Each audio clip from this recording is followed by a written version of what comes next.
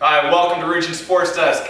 I'm Joe Faley. I'm JT Hoyo. And I'm Mike Stig. And together, we are Region Sportsdesk. Alright guys, week 2 games coming up. First we have Munster at Bishop Knoll. Joe, what's your take on that? Munster Bishop Knoll, it's not even going to be a game. I wouldn't bother going to that. Munster blows out Knoll big time. Repeat of last week. Look at what Drain did. Munster's going to do the same thing. I agree with these two guys over here. Alright, we got Calumet at Clark. It's going to be a close one, I think, but Clark gets the edge. I got to agree with you on that one. Close game. I third that as well, guys. Alright, here we go. We got Chesterton at New Prairie. It's going to be a blowout. Chesterton beats them big, just like LaPorte did. Yeah, look what LaPorte did to them last week. Chesterton shut out New Walls. I mean, if New Prairie scores, it'll be a miracle. So. Our number 2 in our top 10, Chesterton's going to wipe the floor with New Prairie here. Alright, we got East Chicago at Lake Central. Guys, what's your take? East Chicago by 30. I mean... Seriously. Oh, Lake Central wins big, usually, of course. Lake Central could win, maybe their only win of the season this weekend. Yeah. So savor that. Lake Central's line is probably going to be a lot better than what East Chicago has to offer. You know, East Chicago has a lot of younger classmen starting on their line. LC's going to win. Okay. Whiting at Gavitt. Gavitt, close one. I say the other way. I think Whiting's going to edge them. I agree with Moneymaker over here. JT, Whiting wins close one as well. Griffith at Valparaiso. Valpo and a 3-point victory. I'd say it's going to be a little bit more lopsided than that. I'd go in a 2 scores. Valpo 2 scores. I think both O-lines are going to be struggling here. They'll cancel each other out. I think Valpo has better skill position players. Valpo gets that one as well. Highland at Hammond. Hammond big time. They got McGee at quarterback. He's gonna mess them up. Best dual threat quarterback in the area. He's gonna prove it. Yeah, big. Hammond big. Hammond big. Yep. KV at Wheeler. Wheeler by 10. Last year, Wheeler won by 3 points. This year, yeah, it could be 1 or 2 scores. I still think Wheeler's going to win the game, though. Yeah, I got Wheeler on the edge as well. Here we got LaVille taking on. We don't have to mention that game. We don't have to mention that. LaVille big. All right, here we go. We got LaPorte at Elkhart Central. I like LaPorte in a close one. That's going to be a fun game to watch. I think LaPorte's going to win in a shootout. A lot of points. Yeah, LaPorte wins that one too. All right, here we go. River Forest at Eau Claire. Any game River Forest plays in, blowout. Eau Claire big. All right, here we go. We got Andrean at Maryville. What's your take, guys? Andrean at Maryville. That's going to be a lot closer than the experts think. But unfortunately, Maryville's got too much firepower. Maryville's going to come in. They're going to win this game by anywhere from 3 to 7 points. It's a bad matchup for Andrean. I mean, you're talking about Maryville. The one thing they did well last week was play good pass defense. They got 3 interceptions. They were shutting down Warren Central's receivers. Unfortunately, I don't think Andrean's receivers are better than Warren Central, so Maryville's going to shut them down. Maryville wins this one. I agree with you guys. Battle of Broadway. It's going to go to Maryville here. I think they're going to be too big up front, as well as I think their DBs are going to be able to shut down Andrean's wide receivers here. So I got Maryville too. Yep, here we go. All right. Now we go to St. Rita taking on the Portage Indians. It's our Saturday game. You got nothing to do with Saturday night. Why don't you come cheer on your Portage Indians? Oh yeah. When St. Rita, they're ranked nationally. Portage, we got them number 4 in our poll. It's going to be a tough one for the Indians of Portage. Portage got a lot of speed. So does St. Rita. It's going to be a cancel out, but St. Rita overall is going to have too much talent. St. Rita's probably going to win, unfortunately, probably by 10 to 14 points.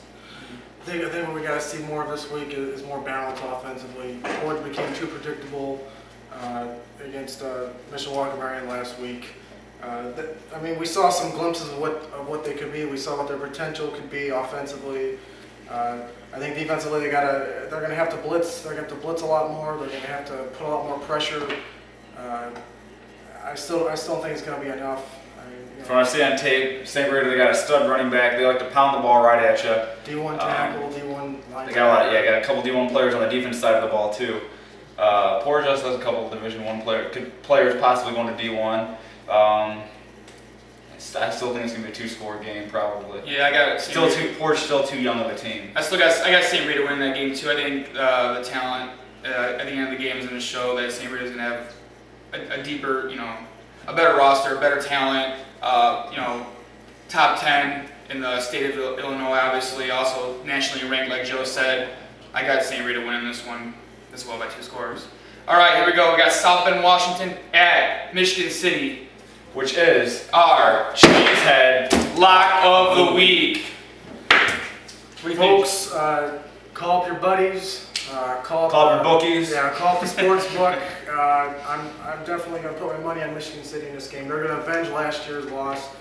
This is a better, improved Michigan City team. They're going to make some noise in the DAC, and they're going to show it this Friday. They're going to wipe the floor at South Bend, Washington. Yeah, last year Michigan City, they were missing like 6 or 7 defensive starters going into that game.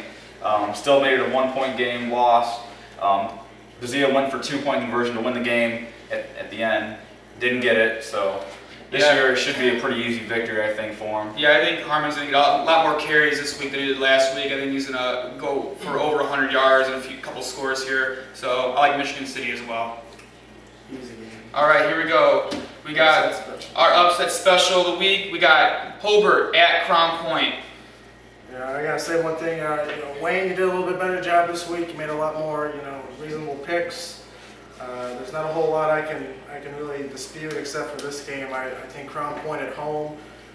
It's always a close game, and Hobart always has trouble playing at Crown Point. A lot of teams have a hard time playing at Crown Point. So Wayne, this is the game I'm going to beat you this week. I'm taking Crown Point. It's going to be too hard. Hobart struggled left side. Crown Point is not that good of a team still. Their defense is good, and no one wins in Crown Point. Yeah, you're gonna. Hobart struggled the first half against the Gary School. You can't really respect that, so I'm taking Crown Point as well. All right, let's bring us to our game of the week. Game of the week here, we got the Lowell Red Devils taking on the Morton Governors at Morton, guys. This is the game we're going to be at tomorrow night, we'll so be there. The crew's going to come be say there. hi. Come talk to us. What are He'll be wearing his JT's World hat during the game. Oh yeah, I promise. What are the keys in this game real fast, guys? Well, Gruby, he's been banged up all week with a concussion. He hasn't practiced 1 down. If he sits out of this game, Morton wins the game. Yeah, I think Lowell's just the Lowell Grubies basically. If Gruby doesn't play, they're gonna have to rely a lot on Mr. Midget over there. Mr. Midget's gonna have to be big. You know what I mean? So yeah, it all depends on what Gruby does here. If he plays, I got Lowell taking that one in a close one. Depends a lot what Morton does offensively.